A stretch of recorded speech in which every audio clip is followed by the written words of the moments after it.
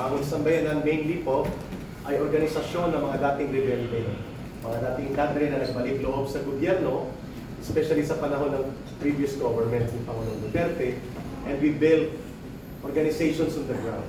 Kaya po tinawag namin Bangon Sambayanan to advocate for good governance, for reform, and genuine peace sa isang matino na panggobyerno. Pero kami po ay na-frustrate at ang aming mga mass-based area dahil napabayaan po ng gobyerno ni Marcos ang kapakanan ng mamamayan. And for almost 40 years, nagtitiis po kami, kaya kami sumama sa grupong Kampilan. Katipunan ng mamamayan para sa bayan to advocate for reform and good governance.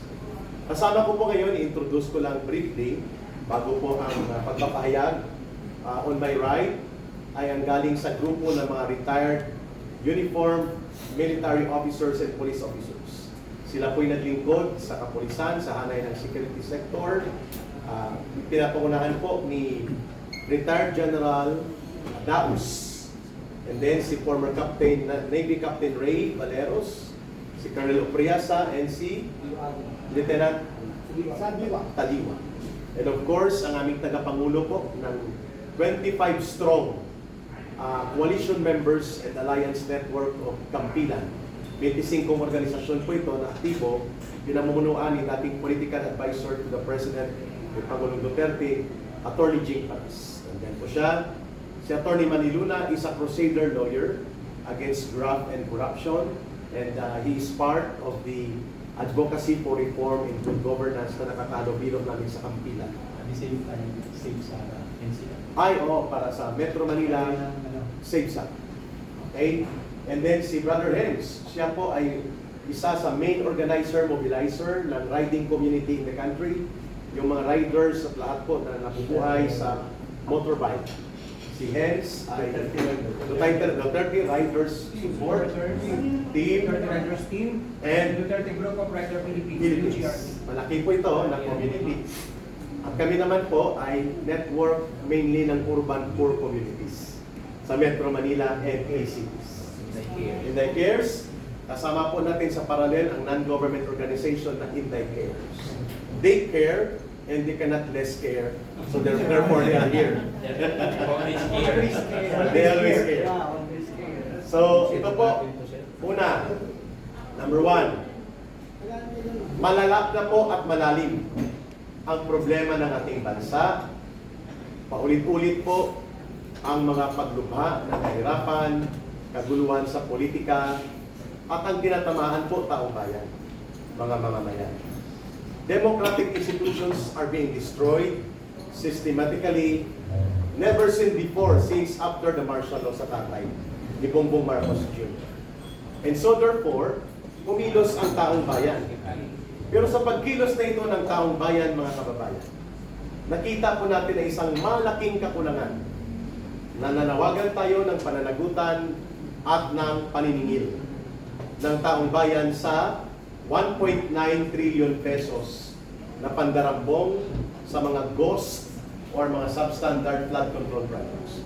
Nanawagan tayo sa pag-abuso at pagwaldas, pagkurakot sa pondo ng bayan, and yet, dinidedma tayo ni Marcos Jr.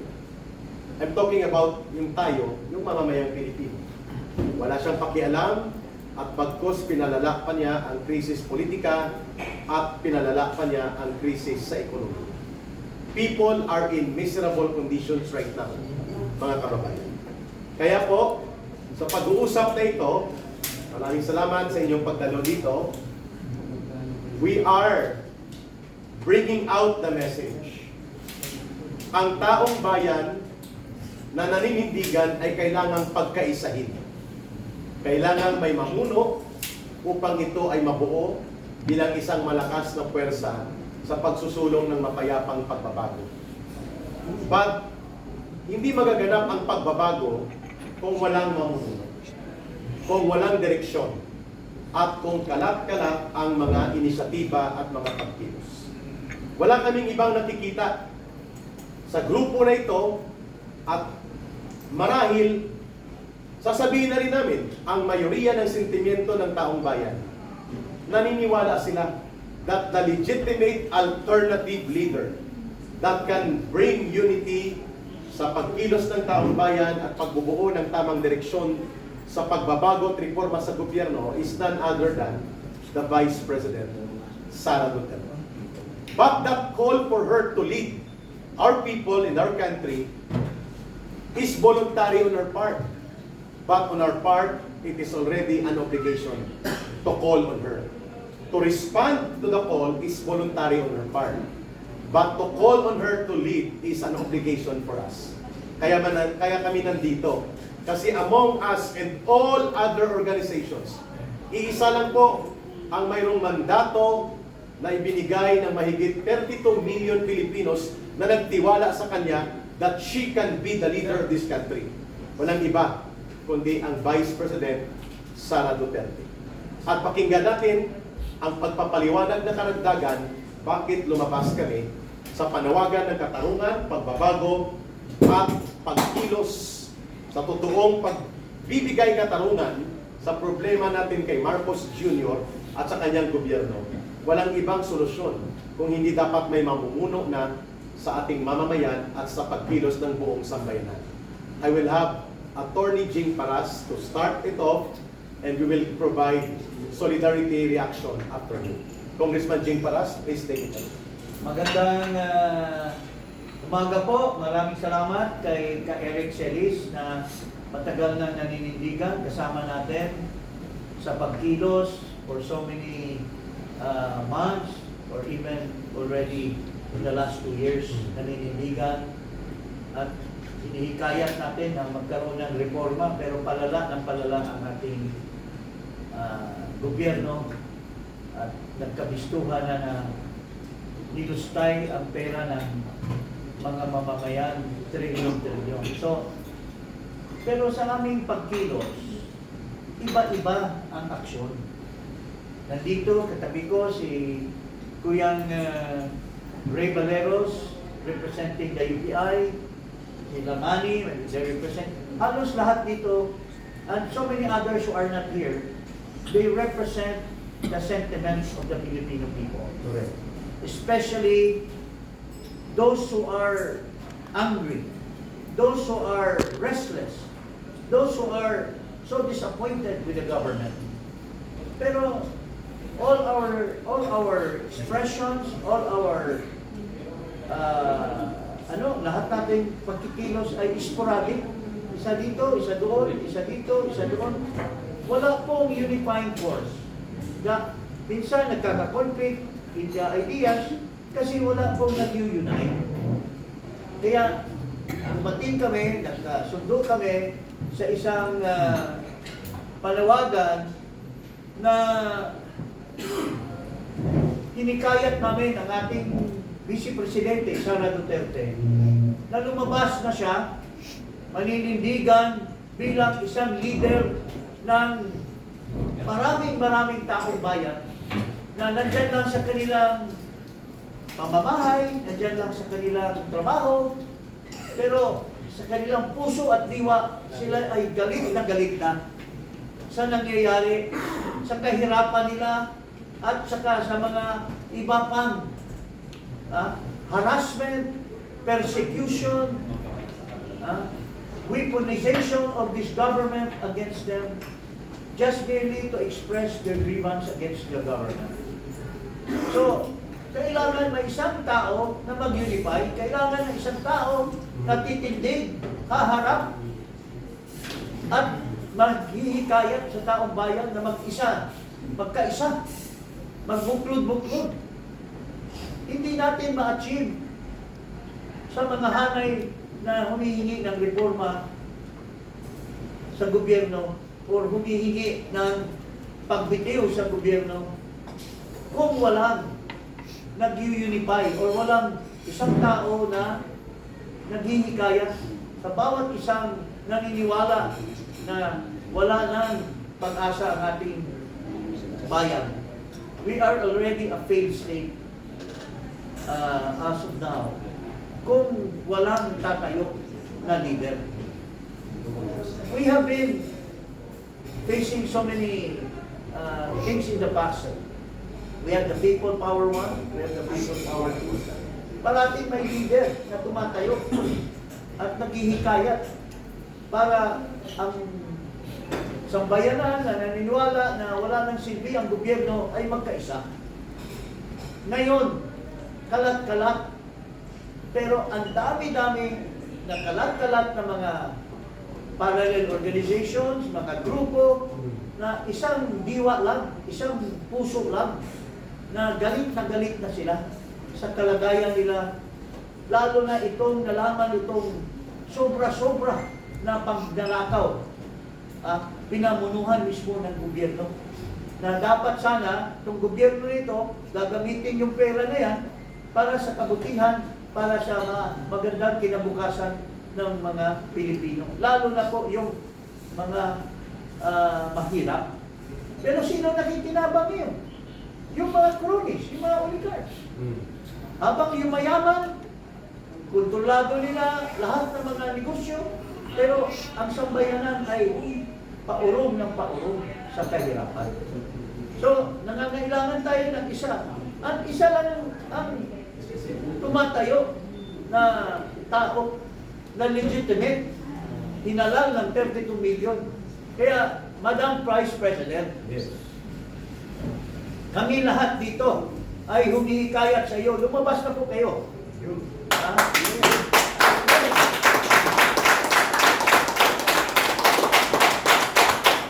Sabi ko kayo na tatakbo kayong presidente. Eh malayo pa yung eleksyon eh. Pero nung sinabi mo tatakbo kayo ng presidente, you have already declared that you will lead all of us. Pero if you're just inside your office or you are just visiting a little number of people, you are not uniting all of us who believe in you as the true leader, eh wala pong mangyayari. Sa dami naming expression of grievance against the government, kalat-kalat po kami. Hindi kami magkabuo dahil hindi namin naririnig ikaw lumabas at hinihikayat nyo kami na magkaisa under your leadership, Madam Vice President. So, this is the time for you to wake up. Huwag mo na pong ulitin, Madam Vice President, yung pag-asa namin sa iyo noong 2021, na ikaw na ang tinignan ng taong bayan sa survey, you are the real president. But you failed us at the time. You instead helped this bangag person. You helped him to become president. And look at what happened because of your help. Disaster. Naging disaster ang gobyerno. Nakulong pa yung tatay mo, nilabas pa sa ibang bansa. But we are not blaming you because these are decisions to have to be made. But if you fail in one, you should not fail in the second, ma'am. Kami po lahat, Madam Vice President, nandito po, tumitingala sa iyo to lead us now, or we will never have peace, we will never have reform. All the deeds in government will prosper. Correct. As they are being covered up by themselves. Especially grabbing power in the Senate. At ito mismong Marcos na ito, alam niya na labag sa konstitusyon, violation sa konstitusyon, pero hinantihan pa niya or sinuportahan pa niya itong mali na tinatawag nilang majority na hindi naman nakaalpas sa real majority which is 13. So, I give the chance to the others po na manawagan din po sa inyo, Madam Vice President. Please lead us. Please be our true leader, and you should come out in the open and ask everyone to join you to denounce this failure of government of this Marcos administration. Yun lang po, mga kababayan. Maraming salamat kay Congressman at dating political advisor Jim Paras. Malinaw ang panawagan ko.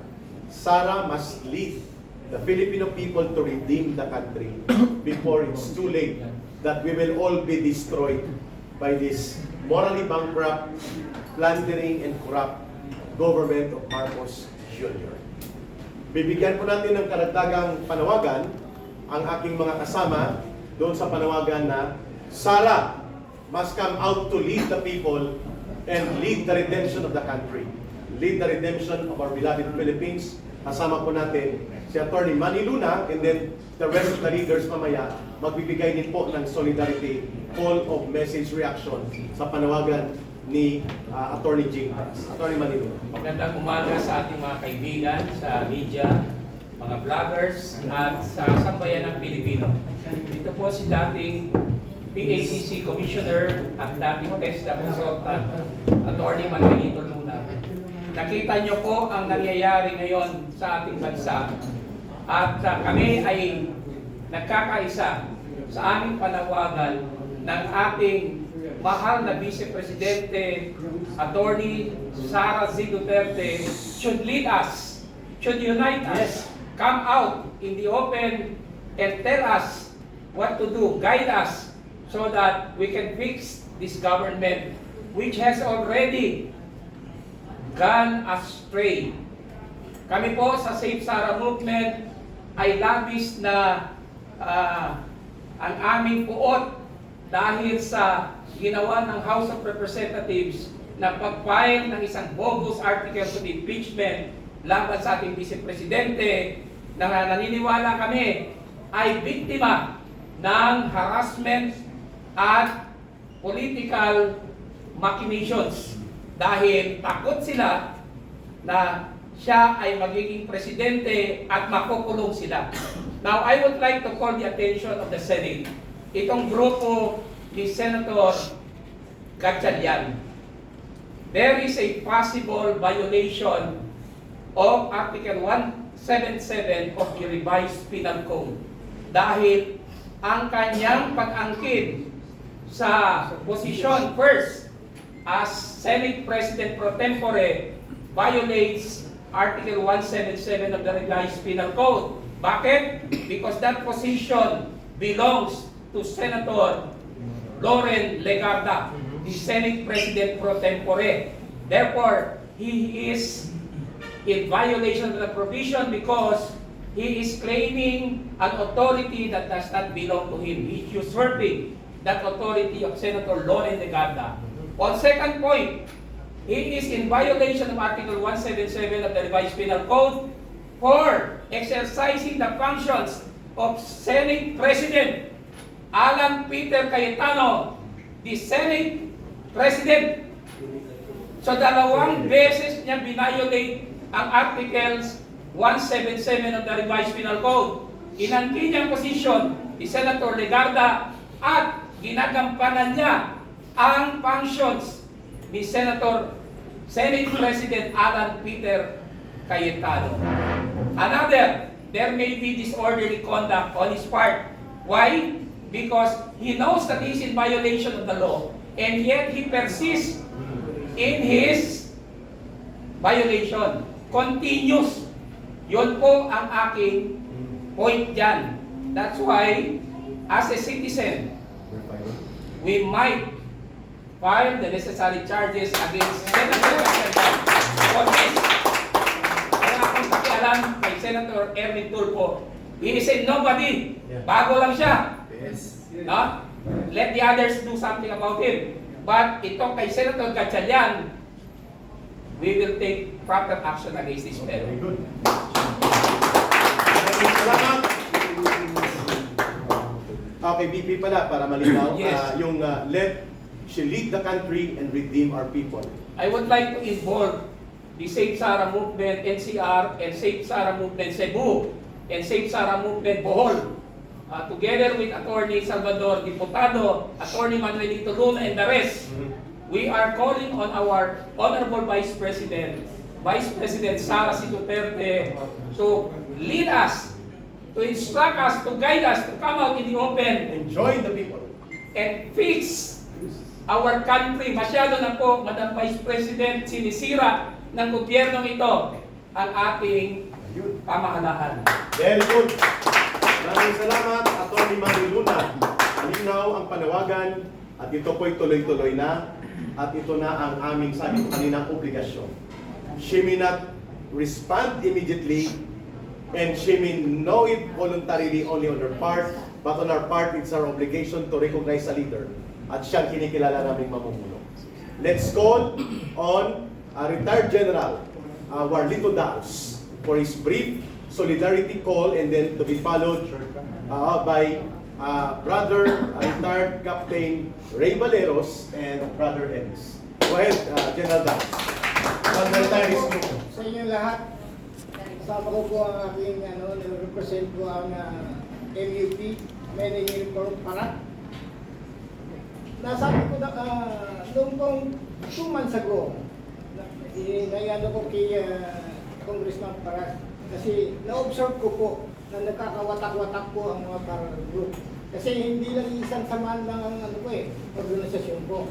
SFGM, Bangong Pilipinas, yung mga Parat, Inday Care, tapos yung mga iba, hikayat ako inaano ko po, nagkakaibang nila, ang interest nila. Nag-vlog pa nga po ako noong 2 months ago. Hinahanap ko kanina, kaso na-erase na pala yung vlog ko. Na kino-call out ko si Vice President Sara Duterte. Na inano ko sa sarili ko, inano ko po yung wordings ni Senator Benigno Aquino. Am I worth dying for? Kasi lumalabas po ako, tinataya po namin ang buhay namin dito. Lalo kami mga retired. Tama. Tapos, inano ko rin po doon sa vlog ko. I'm not, Filipino for nothing. Ang inano ko. I'm calling out, dapat lumabas ka, Presidente, ay Vice President. I-leave mo po dahil nakakawatak-watak na kami. That is 2 months ago. Ngayon, nandito na po. Ang formal na panawagan. Okay. Sana po, Vice President, lumabas ka na. Ayun. Nagmamakaawa po kami sa iyo. Lead us, being a true leader. Nasa inyo po ang simpatsya ng sambayan ng Pilipino. Ikaw lang ang pinagkakatiwalaan ngayon. No more, no less. Ayun. You owe to the Filipino people na i-lead. Hindi ako tumatawag ng revolusyon i-lead niyo po ang direksyon ng mga sumusuporta sa inyo. Baguhin natin, i-redeem natin ang dignidad ng isang Pilipino. Ayun. Maraming salamat po. Maraming salamat, Retired General Warlito Daos. From the other group and coalition, ay pakinggan natin ang brief but solid call of reaction and response mula kay dating Navy Captain Ray Valeros ng United People's Initiative. Maraming salamat po Eric Celis. Senator ni Manny Luna nandito kay Brother Congjing para sa lahat na nandito. Mabilis lang po ito. BP Inday, ito yung panahon na kailangan lumabas ka na. Yun. Ipapaliwanag ko kung bakit. Kapag hindi ikaw ang pinanawagan namin na mag-lead sa amin, magiging extra-constitutional yun. Correct. Kaya kami sa'yo nakaangkla para walang gulo, constitutional siya. Simulan natin sa Supreme Court. Ang Supreme Court hindi makapag-decide. Bakit? Unahin natin TRO ni Bato. Hindi siya makapagbigay ng TRO kasi pag nagbigay ng TRO ang Supreme Court, inamin niya na mali yung ginawa nila kay PRRD. Yun. Ngayon, kung kumampi naman ang Supreme Court doon sa ICC at sa gobyerno, inamin naman ng Supreme Court na failure na ang justice sa bansa natin. So anong gagawin niya? Papatagalin lang niya ang issue. So yun ang stand nila. So hindi tayo pwedeng maghintay ron. Punta tayo sa legislative branch, sa House of Representatives, hindi natin kailangan ipaliwanag. Doon nagmula ang kaguluhan. Punta tayo sa Senate, hati ang Senate ngayon. Pumunta tayo sa executive branch, dinalo na. Sila nga yung nagmamando kasabwat lahat At kaya tayo lumabas ngayon at direktang nananawagan kay BP dahil ito na lang yung natitirang constitutional Correct. move na pwede namin gawin. Yes. Hindi kami gagawa nito, hindi kami mananawagan ng sama-sama, magiging extra-constitutional yun. At ayaw natin pumunta tayo ron. Bago ako magtapos, BP Inday, ito na yung pagkakataon kasi bakit? Kapag namatay si Digong sa Dahig, na alam naman natin lahat doon tayo papunta, ikaw ang magiging pinakamalungkot at nagsisisi na Pilipino sa bansa natin. Bakit? Kung sinunod mo ang tatay mo na tumakbo kang presidente, Yes! hindi na kulong ang tatay mo, Yes! hindi na ang susiba ka. You owe it to the people. BP Inday, you owe it to the people. Huwag kang magkaroon ng second mistake. Kaya kami naninindigan ngayon dahil ikaw lang ang constitutional successor. Wala nang iba. Yes. Kapag ka hindi kami sumigaw ng constitutional succession, magiging extra constitutional yun. Ayaw namin mangyari. BP Inday, nandito kami, nananawagan, tumayo ka na.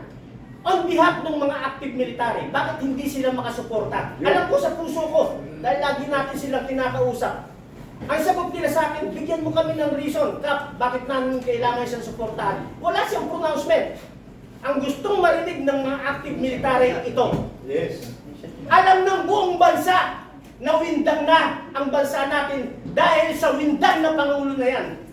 So bilang pangalawang Pangulo, hindi ko inuutosan ng active military na magkaroon ng kudeta o gumawa ng bagay na hindi naaayon sa konstitusyon. Pero putang ina, suportahan nyo yung mga nagsasabi ng katotohanan. Utos ko kayo yan bilang Vice President. Yun ang gusto marinig ng ating mga active military. So BP Inday, tumayo ka na. Dahil pag hindi ka tumayo, baka maging ibang istorya ng bansa natin. Maraming salamat po.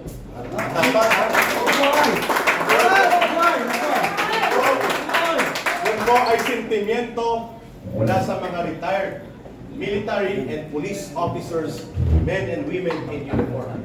At naririnig po at maririnig yan ng mga nasa aktibo. Hindi kami nag-uudyok. Kami po ay naglalahad ng katotohanan that the only constitutional legal succession sa kabulukan ng gobyerno na hindi magiging madugo, mapayapa at nasa legal na batayan ay ang pagpalit kay Marcos ng kanyang constitutional successor, none other than the Vice President. At yan ang itinutulak ng taong bayan. Yan ang itutulak natin sa mapayapang paraan. Kaya pakinggan natin ang Riding Community Sectoral Organization all over the country kay Brother Renz sa kanyang pahayag, and then open for question and answer to be led by the panel. Brother Renz, mula naman po sa grupo ng Duterte Riders Support Team, or Duterte Riders Support Group, at lahat ng Consolidated Riding Community, please, your statement. Magandang umaga po sa ating lahat. Sa aking mga napakinggan po dito sa aking mga magigiting po na nakasama, marami parang lahat po kanila lang nasabi. Although, nire-represent ako po, hindi naman po din sa inyo.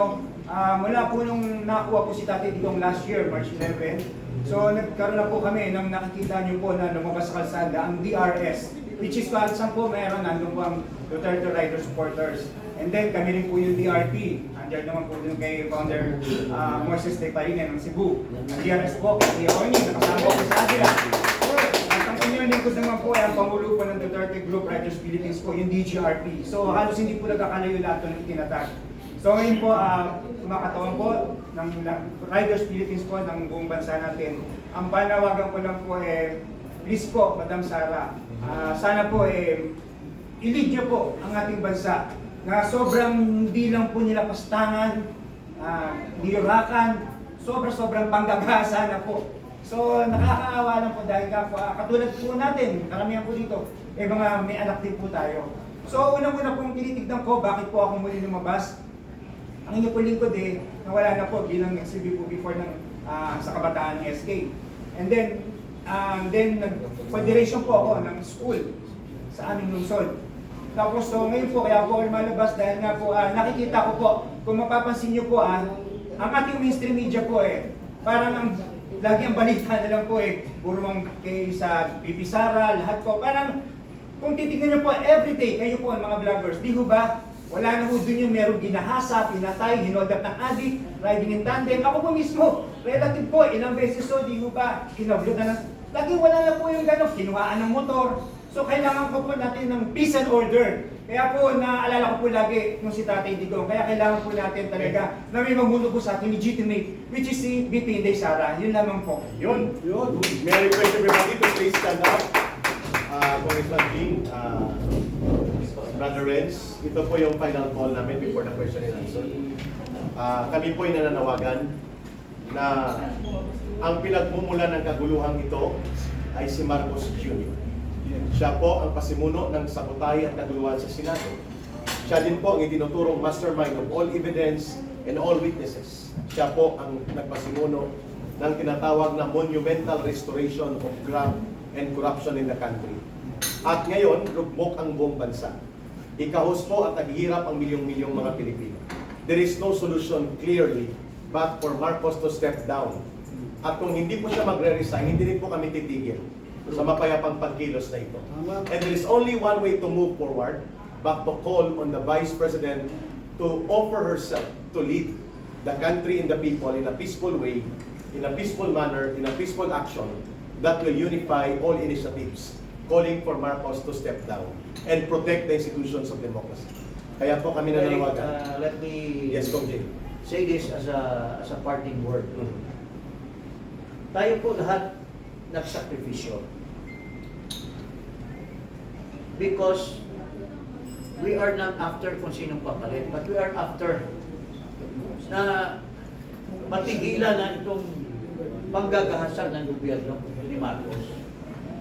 Kaya tayo, we have risked our lives, we have said words that may be taken by the government sa kanilang lawfare, yung